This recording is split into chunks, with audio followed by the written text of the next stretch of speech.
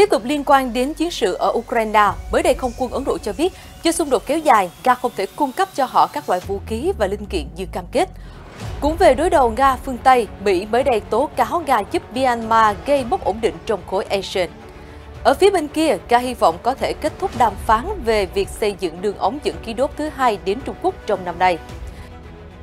Liên quan đến những tố cáo của Nga về việc Anh gửi đạn uranium nghèo cho Ukraine, vậy loại vũ khí này là gì và nó nguy hiểm như thế nào? Trở lại tình hình thực tế trên chiến trường, cựu Bộ trưởng Ukraine kể lại điều kinh hoàng trong cuộc tử chiến ở Bakhmut. Nga thông báo đã phá hủy kho đạn và doanh trại tạm thời của Ukraine ở Donetsk. Những thông tin đáng chú ý khác trên toàn cầu. Quốc hội Anh cấm TikTok vì lý do an ninh. Sau Iran, Ả Rập Xê Út muốn bình thường hóa quan hệ với Syria. Số lượng người siêu giàu ở Trung Quốc đang giảm. Tất cả sẽ có trong chương trình Câu chuyện Thế giới ngay sau đây.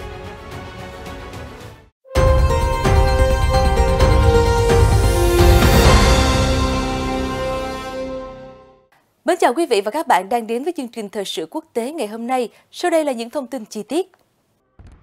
Lực lượng không quân Ấn Độ IAF mới đây cho biết Nga không thể cung cấp các linh kiện vũ khí quan trọng như cam kết cho quân đội nước họ vì cuộc chiến ở Ukraine. New Delhi từng lo lắng rằng cuộc chiến ở Ukraine có thể ảnh hưởng đến nguồn cung thiết bị quốc phòng cho Ấn Độ. Tuyên bố của IAF là xác nhận chính thức đầu tiên. Tuyên bố của IAF đưa ra trước một ủy ban của Quốc hội. Ủy ban này sau đó đã công bố trên trang web của mình. Một đại diện của IAF nói rằng kế hoạch giao hàng lớn trong năm nay của Nga sẽ không thể diễn ra. Tuy nhiên, phát ngôn viên Đại sứ quán Nga tại New Delhi nói, chúng tôi không có thông tin để thể xác nhận điều đó. Công ty Rosoboronexport, chi nhánh xuất khẩu vũ khí của chính phủ Nga, cũng trả lời câu hỏi từ báo chí. Được biết, năm 2018, Ấn Độ đã đặt mua các hệ thống phòng thủ tên lửa S-400 Triumph từ Nga với giá 5,4 tỷ đô la Mỹ. 3 hệ thống đã được giao, còn 2 hệ thống đang chờ. Ấn Độ cũng đang phụ thuộc vào Nga về phụ tùng thay thế cho máy bay chiến đấu Su-30 MKI và MiG-29, hai trụ cột của lực lượng không quân. Nga và Liên Xô trước đó là nguồn cung cấp vũ khí chính của Ấn Độ trong nhiều thập kỷ. Nga chiếm 8,5 tỷ đô trong số 18,3 tỷ đô mà Ấn Độ chi cho nhập khẩu vũ khí kể từ năm 2017, theo dữ liệu từ Viện Nghiên cứu Hòa bình Quốc tế Stockholm. Trong 2 thập kỷ qua, New Delhi tìm cách giảm bớt sự phụ thuộc vào Moscow hướng về phía Tây như Pháp, Hoa Kỳ và Israel. Ấn Độ cũng đang thúc đẩy các công ty nội địa sản xuất nhiều hơn với sự cộng tác của những tập đoàn toàn cầu. IAF còn thông báo với Quốc hội rằng cuộc chiến Nga-Ukraine đã ảnh hưởng đến nguồn cung cho họ đến mức họ phải cắt giảm chi tiêu dự kiến cho việc hiện đại hóa vào năm 2024 xuống còn 1/3 so với năm tài chính trước đó.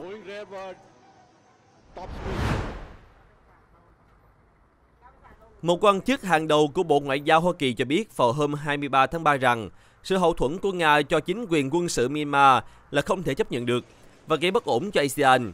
Việc cung cấp vũ khí của Nga góp phần thúc đẩy cuộc nội chiến vốn đã trở thành thảm họa cho người dân Myanmar. Cố vấn cấp cao Bộ Ngoại giao Hoa Kỳ, ông Derek Chollet, nói với báo chí rằng Washington lo ngại về tác động rộng lớn của cuộc khủng hoảng Myanmar, cũng như sự phát triển mối quan hệ giữa chính quyền quân sự Myanmar với Nga. Moscow được cho đang tìm cách thiết lập một căn cứ quân sự ở nước này. Ông Chollet nói tiếp, sự hỗ trợ của Nga cho Myanmar làm phức tạp thêm cuộc xung đột và đối đầu. Các nỗ lực hòa giải ngày càng khó khăn hơn. Đây không chỉ là vấn đề của Myanmar, mà là toàn bộ khu vực Đông Nam Á. Myanmar rơi vào tình trạng bất ổn sau cuộc đảo chính năm 2021, chấm dứt một thập kỷ người dân sống trong bầu không khí tự do dân chủ, với khoảng 1,2 triệu người phải chạy nạn do giao tranh. Các nhà hoạt động xã hội và chuyên gia của Liên Hợp Quốc đã lên án Nga, cường quốc đầu tiên ủng hộ chính quyền quân sự, sau đó đến Trung Quốc. Ông Chollet nói tiếp, những gì chúng tôi thấy trong vài năm qua là mối quan hệ quân sự này ngày càng phát triển. Hiện tại chúng tôi lo ngại về việc cung cấp vũ khí chủ yếu đến từ Nga. Trung Quốc thì hỗ trợ về chính trị và ngoại giao. Nga trở thành một trong những đồng minh thân cận nhất của Myanmar kể từ cuộc đảo chính, khi phương Tây tăng cường trừng phạt kinh tế cả hai nước. Bộ trưởng Quốc phòng và Ngoại giao Nga đều đã đến thăm Myanmar, trong khi người đứng đầu chính quyền quân sự là tướng Min Aung Hlaing đã đến Nga nhiều lần kể từ năm 2021, thậm chí còn được trao bằng tiến sĩ danh dự. Ông Chollet khẳng định, chính quyền Mỹ coi khủng hoảng ở Myanmar là mối đe dọa nghiêm trọng nhất ở Đông Nam Á, cùng với sự bất ổn xã hội, tội phạm xuyên biên giới và buôn bán chất cấm. Hoa Kỳ ủng hộ nỗ lực ngoại giao của ASEAN về Myanmar và đang hợp tác với ASEAN trong vấn đề này. Nga hy vọng rằng một thỏa thuận cung cấp khí đốt cho Trung Quốc thông qua đường ống Power of Siberia 2 sẽ đạt được trước cuối năm nay. Phó Thủ tướng Alexander Novak mới cho biết như vậy vào hôm 23 tháng 3. Nga đang nghiêm túc về ý định xây dựng thêm đường ống dài 2.600 km có công suất 50 tỷ mét khối khí mỗi năm, như một cách để đẩy mạnh xuất khẩu sang Trung Quốc, lượng khí đốt vốn dĩ bán cho châu Âu. Tổng thống Vladimir Putin đã thảo luận kế hoạch này với Chủ tịch Tập Cận Bình trong chuyến thăm vào đầu tuần này. Công ty khí đốt Gazprom đã được chỉ thị để đàm phán với hy vọng đạt được thỏa thuận càng sớm càng tốt. Ông Novak nói tiếp, các điều khoản hợp đồng đang được trao đổi giữa Gazprom và đối tác Trung Quốc CNBC. Nghiên cứu tính khả thi đang được tiến hành để có thể thiết kế tuyến đường đi qua lãnh thổ Mông Cổ. Chúng tôi hy vọng đi đến thỏa thuận vào cuối năm nay rồi ký kết hợp đồng. Theo các chuyên gia, Nga đang rất muốn đạt được thỏa thuận, nhưng Trung Quốc có vị thế hơn trên bàn đàm phán vì Trung Quốc hiện không cần thêm nguồn cung khí đốt cho đến năm 2030. Moscow cần thỏa thuận này hơn Bắc Kinh vì Gazprom cần thị trường để bù đắp cho sự tẩy chay của thị trường châu Âu, vốn chiếm 80% khí đốt xuất khẩu của họ. Do các lệnh trừng phạt và các vụ nổ không giải thích được vào năm ngoái ở đường ống Nord Stream 2, giới phân tích dự đoán Gazprom sẽ chỉ cung cấp 50 đến 65 tỷ mét khối khí đốt cho châu Âu và Thổ Nhĩ Kỳ trong năm nay, giảm từ mức 200 tỷ so với giai đoạn trước chiến tranh.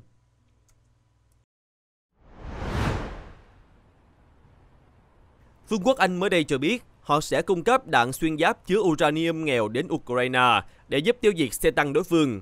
Bước đi mà Tổng thống Vladimir Putin lên án sẽ buộc Moscow phải đáp trả vì vũ khí đó có thành phần hạt nhân. Vậy những vũ khí này là gì và mang đến rủi ro như thế nào? Uranium nghèo là sản phẩm phụ còn sót lại khi uranium được làm giàu để sử dụng trong các lò phản ứng hạt nhân hoặc vũ khí hạt nhân. Uranium nghèo vẫn có tính phóng xạ, nhưng mức đồng vị U-235 và U-234 thấp hơn nhiều so với trong quặng uranium tự nhiên. Theo Cơ quan Năng lượng Nguyên tử Quốc tế, chất này được sử dụng trong vũ khí vì nó tự bốc cháy ở nhiệt độ và áp suất cao. Nó có sức công phá mạnh hơn đạn thường, thậm chí dễ dàng xuyên qua lớp kim loại dày như áo giáp xe tăng. Khi đạn xuyên qua mục tiêu, chúng sẽ phá hủy mọi thứ bên trong. Tính từ cháy của uranium đẩy nhiệt độ lên cao, làm tăng khả năng nhiên liệu hoặc đạn dược của phương tiện phát nổ. Điều này có nghĩa là khi tấn công xe tăng, nó sẽ khiến cả chiếc xe nhanh chóng tự nổ. Hoa Kỳ, Anh, Nga, Trung Quốc, Pháp và Pakistan đã sản xuất vũ khí uranium, nhưng không được phân loại là vũ khí hạt nhân. 14 nước khác được cho là cũng đang sở hữu vũ khí này. Đã có nhiều nghiên cứu về vũ khí uranium nghèo, đặc biệt là ở chiến trường nơi vũ khí này được sử dụng, như chiến tranh vùng vịnh 1990-1991 và chiến tranh Nam Tư năm 1999.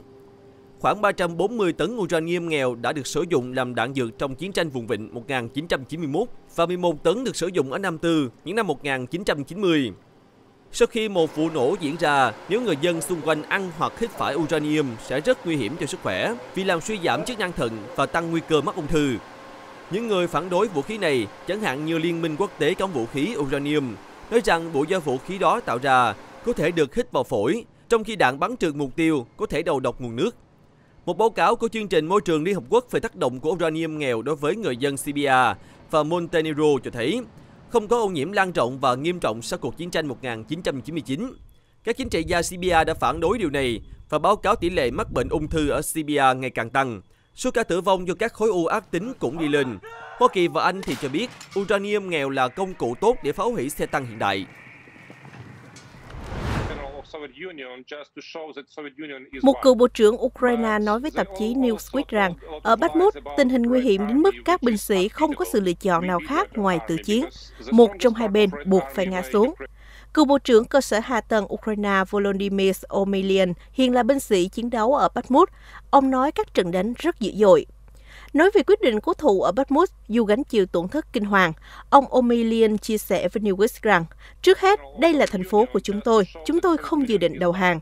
Tiểu đội của ông Omelian thuộc lực lượng bộ binh Ukraine đang chiến đấu ở Bakhmut kể từ đầu tháng 3 đến nay. Cựu bộ trưởng không có nhiều kinh nghiệm chiến đấu trước khi ông tham gia lực lượng vũ trang Ukraine vào ngày 24 tháng 2 năm 2022, thời điểm Nga đưa quân tràn sang đất nước ông. Theo ông, một trong những điều khó chấp nhận nhất là nhìn thấy người dân ở lại thành phố phải trải qua các trận chiến đô thị, các đợt oanh tạc và pháo kích. Ông nói, điều đó thực sự kinh khủng, tôi cảm thấy buồn khi nghĩ về nó, nhưng chúng tôi hiểu rằng không có cơ hội để lùi lại, phải tiếp tục chiến đấu. Sáng ngày 22 tháng 3, Tổng tham mưu trưởng quân đội Ukraine cho biết lực lượng Nga tiếp tục chiến đấu tấn công ở Bakhmut nhưng mất mát đáng kể về binh sĩ, vũ khí và thiết bị quân sự. Viết trên Facebook, quân đội Ukraine khẳng định, lực lượng phòng vệ của chúng ta đã chiến đấu đẩy lùi hàng loạt các cuộc tấn công của địch suốt 24/7. Ngày hôm trước, 21 tháng 3, Viện Nghiên cứu Chiến tranh có trụ sở ở Mỹ nhận định, các lực lượng ủng hộ Moscow chỉ đạt bước tiến nhỏ xung quanh Bakhmut nhưng phải trả giá đắt.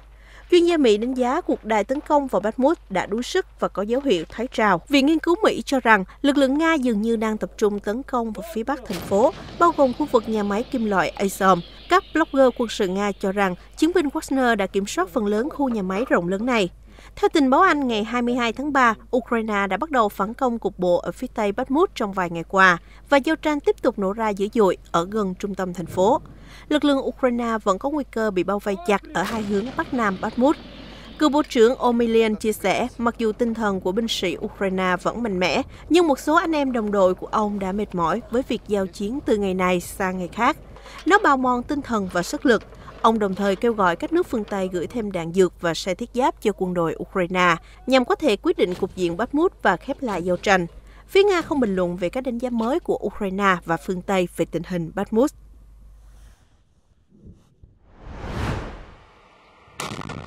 Hãng thông tấn TASS cho biết lượng pháo của họ đã hủy diệt một kho đạn dược của Ukraine gần thành phố Mariinka thuộc tỉnh Donetsk. Hôm 23 tháng 3, ông Ivan Bima, phát ngôn viên một đơn vị thuộc quân khu miền Nam của Nga, nói với TASS, lượng pháo của một đơn vị bộ binh cơ giới đã phá hủy kho đạn của địch ở gần khu dân cư Pobeda, thành phố Mariinka. Ngoài ra, phát ngôn viên nói thêm các lựu pháo Yasin B-152 Ly của quân khu miền Nam Nga đã phá hủy 3 cứ điểm quan trọng của Ukraine, dù chúng được bố trí binh sĩ canh gác vững chắc với hỏa lực mạnh. Ở gần Avdiivka, một doanh trại tạm thời của quân đội Kiev cũng bị xóa sổ. Hiện Ukraine chưa bình luận về những thông tin tổn thất ở Donetsk. 2A-36 Yasin P là lựu pháo kéo được Liên Xô phát triển năm 1968 và đưa vào biên chế năm 1975, được thiết kế với nhiệm vụ tiêu diệt sinh lực địch, bắn phá kho vũ khí và thiết bị quân sự của đối phương. Lựu pháo Yasin B là một trong những hỏa lực được các đơn vị bộ binh Nga sử dụng phổ biến trong tác chiến phòng ngự, cũng như phá hủy các trận địa pháo binh trên chiến trường.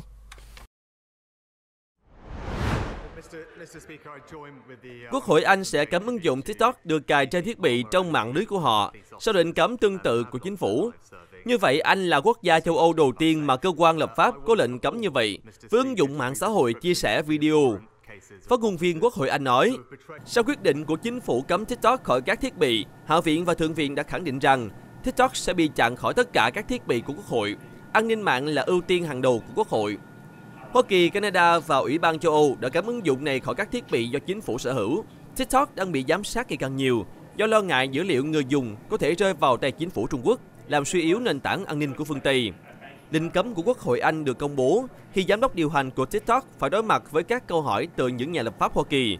Những người tin rằng ứng dụng này nên bị cấm vì là mối đe dọa an ninh quốc gia tiềm ẩn đối với Washington. BBC cho biết vào hôm 20 tháng 3, họ đã yêu cầu nhân viên xóa ứng dụng TikTok trên điện thoại. Đây là điều cần thiết vì lý do bảo mật trước những lo ngại về việc thu thập dữ liệu. Gã khổng lồ phát thanh truyền hình của Anh thông báo họ đã gửi cho nhân viên một tin nhắn với nội dung: chúng tôi khuyên bạn không nên cài đặt TikTok trên thiết bị trừ khi có lý do chính đáng, nếu không TikTok nên bị xóa. Nhà chức trách phương Tây đã và đang thực hiện một cách tiếp cận ngày càng cứng rắn hơn với TikTok.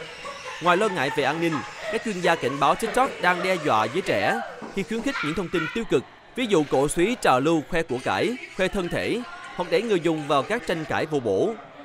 Dù yêu cầu gỡ bỏ, BBC nói thêm rằng một số nhân viên vẫn được phép dùng cho mục đích biên tập và tiếp thị. Công ty sẽ tiếp tục theo dõi để đánh giá tình hình.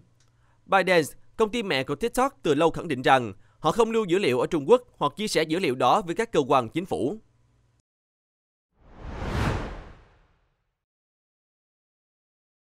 Syria và Ả Rập Saudi đã đồng ý mở lại các đại sứ quán ở mỗi nước sau khi cắt đứt quan hệ ngoại giao hơn một thập kỷ trước.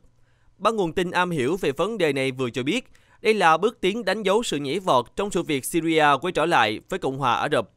Các liên lạc giữa Riyadh và Damascus được khuyến khích sau một thỏa thuận mang tính lịch sử nhằm thiết lập lại quan hệ giữa Ả Rập Saudi và Iran, một đồng minh chủ chốt của Tổng thống Bashar al-Assad.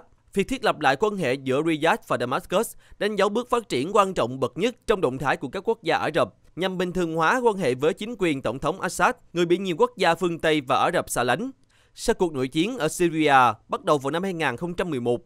Theo một nguồn tin khu vực, hai chính phủ đang chuẩn bị mở lại đại sứ quán sau lễ Eid al-Fitr một ngày lễ của người Hồi giáo vào nửa cuối tháng 4. Quyết định này là kết quả từ các cuộc đàm phán ở Ả Rập Saudi giữa các quan chức chủ nhà và một lãnh đạo tình báo cấp cao của Syria. Văn phòng truyền thông của chính phủ Ả Rập Saudi và chính phủ Syria đã không trả lời yêu cầu bình luận của báo chí. Truyền hình nhà nước Ả Rập Saudi sau đó xác nhận rằng các cuộc đàm phán đang diễn ra để nối lại dịch vụ lãnh sự. Bước đột phá dường như bất ngờ này có thể cho thấy thỏa thuận giữa Tehran và Riyadh đã ảnh hưởng thế nào đến các cuộc khủng hoảng khác trong khu vực, nơi sự cạnh tranh của hai nước đã thúc đẩy các cuộc xung đột khác, bao gồm cả cuộc chiến ở Syria. Hoa Kỳ và một số đồng minh, bao gồm Ả Rập Saudi và Qatar, đã ủng hộ phiến quân Syria, trong khi Tổng thống Assad nhận được sự giúp đỡ từ Iran và Nga. Hoa Kỳ, một đồng minh của Ả Rập Saudi, đã phản đối động thái của các nước trong khu vực nhằm bình thường hóa quan hệ với Tổng thống Assad. Khi được hỏi về việc nối lại quan hệ này, phát ngôn viên Bộ Ngoại giao Hoa Kỳ cho biết, lập trường của họ vẫn không thay đổi. Họ không khuyến khích các quốc gia bình thường hóa quan hệ với chính quyền của Tổng thống Assad. Các tiểu vương quốc Ả Rập Thống nhất UAE, một đối tác chiến lược của Hoa Kỳ, đã dẫn đầu trong việc bình thường hóa quan hệ với chính quyền Tổng thống Assad, gần đây đã tiếp vợ chồng lãnh đạo này tại Abu Dhabi. Nhưng Ả Rập Saudi có hành động thận trọng hơn nhiều. Một nhà ngoại giao vùng vịnh cho biết, quan chức tình báo cấp cao của Syria đã ở lại nhiều ngày tại Riyadh. Một thỏa thuận đã được ký kết để mở lại các đại sứ quán ở mỗi nước. Quan chức này là ông Hossam Lawa, người đứng đầu cơ quan tình báo Syria. Syria bị đình chỉ từ các thành viên Liên đoàn Ả Rập vào năm 2011 sau khi cuộc nội chiến bùng phát. Ngoại trưởng Ả Rập Saudi, hoàng tử Faisal bin Farhan Al Saud, hồi đầu tháng này cho biết, việc nối lại quan hệ với chính quyền Tổng thống Assad có thể dẫn đến việc Syria trở lại Liên đoàn Ả Rập, nhưng hiện còn quá sớm để thảo luận bước đi như vậy. Tuy nhiên, các cuộc đàm phán có thể mở đường để Syria tham dự lại hội nghị thượng đỉnh Ả Rập tiếp theo, dự kiến sẽ được tổ chức tại Ả Rập Saudi vào tháng 4 tới. Các tiểu vương quốc Ả Rập Thống nhất UAE đã mở lại đại sứ quán ở Damascus vào năm 2018, cho rằng các nước Ả Rập cần hiện diện nhiều hơn trong việc giải quyết xung đột tại Syria. Trong năm 2022, hơn 400 người đã không còn là tỷ phú trên toàn cầu. Điều kỳ lạ là phần lớn đến từ Trung Quốc. Lý do có thể bởi việc thắt chặt chính sách tiền tệ toàn cầu, đại dịch Covid-19 và sự trấn áp của chính quyền Trung Quốc với các công ty công nghệ lớn. Trung Quốc đã mất 229 tỷ phú khỏi danh sách người giàu toàn cầu Hurun 2023, chiếm hơn một nửa trong số 445 người tất cả. Những người trong danh sách phải có tài sản từ 1 tỷ đô trở lên. Ông Robert Hogewerf, người sáng lập và chủ tịch của báo cáo Hurun cho biết, số lượng tỷ phú trên thế giới giảm 8%, trong khi tổng tài sản của họ giảm 10%. Tổng cộng có 3.112 người lọt vào danh sách này, so với 3.381 người một năm trước đó. Theo báo cáo, dù sụt giảm, Trung Quốc vẫn là nơi có nhiều người giàu nhất toàn cầu, với con số là 969 tỷ phú, xếp sau là Hoa Kỳ với 691 tỷ phú. Các thương hiệu sang trọng đã có một năm thành công, với giám đốc LVMH, ông Bernard Arnault, đứng đầu danh sách và những người thừa kế tập đoàn Hermes là Petra Bush và gia đình đứng vị trí thứ 3. Những cái tên nổi bật bị loại khỏi danh sách bao gồm ông Sam Bankman-Fried, người đã mất khối tài sản trị giá 21 tỷ đô sau sự sụp đổ của sàn giao dịch tiền điện tử FTX. Tại Trung Quốc, Jack Ma, người sáng lập tập đoàn thương mại điện tử khổng lồ Alibaba Group Holding, tụt xuống vị trí 52, từ vị trí 34 một năm trước đó. Ông Hogewerf nói thêm, lãi suất tăng, đồng đô la tăng giá, sự bùng nổ của bong bóng công nghệ do Covid-19 gây ra và tác động liên tục của cuộc chiến Nga-Ukraine, tất cả kết hợp lại gây tổn hại cho thị trường chứng khoán. Song song đó, đồng nhân dân tệ của Trung Quốc đã mất khoảng 8% giá trị so với đồng đô la vào năm 2022, mức giảm hàng năm lớn nhất kể từ năm 1994, phần lớn là do Cục Dự trữ Liên bang Mỹ Fed tăng lãi suất mạnh và kinh tế Trung Quốc đang tăng chậm lại. Ông Hogewerf nhìn chung lạc quan về năm nay sau khi đánh giá mức độ tự tin về kinh tế và mức độ hạnh phúc của những cá nhân giàu có ở Trung Quốc. Ông nói, điều duy nhất tôi không chắc chắn là liệu có xảy ra một cuộc khủng hoảng tài chính toàn cầu hay không. Chúng ta đã chứng kiến các cuộc khủng hoảng ngân hàng ở Mỹ và sau đó là Thụy Sĩ. Tôi không chắc liệu có lây lan không. Nếu không, của cải với tỷ phú sẽ tăng lên rất nhiều. Chương trình thời sự quốc tế hôm nay đến đây là kết thúc. Cảm ơn quý vị khán giả đã quan tâm theo dõi. Mến chào tạm biệt và hẹn gặp lại trong những chương trình sau.